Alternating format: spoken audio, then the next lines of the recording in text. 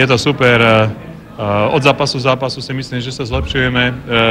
Dnes výsledok, myslím si, že nám dodá seba dôveru ešte väčšiu do ďalších zápasov. V každom zápase sme sa niečo naučili.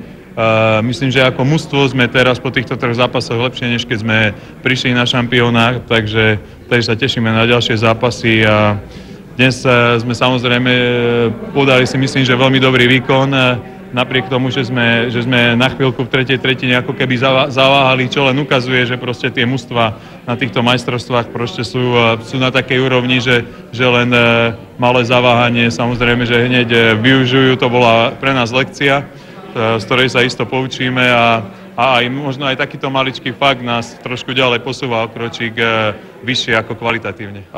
My sme si v princípe hovorili, že musíme sa jednoduchšie dostávať z vlastnej tretiny.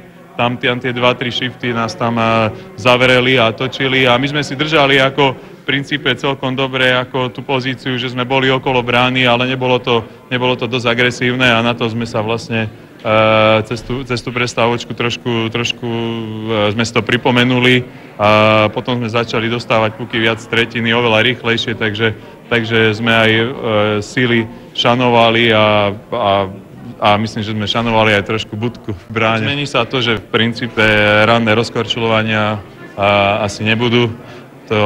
On sa ešte budeme rozprávať, ale aspoň ušetríme viacej síl na zápasy. Videli ste, že nemáme až tak veľa času na regeneráciu, ale ešte len majstrovstvá začali, všetci máme veľa síl a oni veľmi dobre hrali tie zápasy v skupine, isto im to dodalo seba dôveru.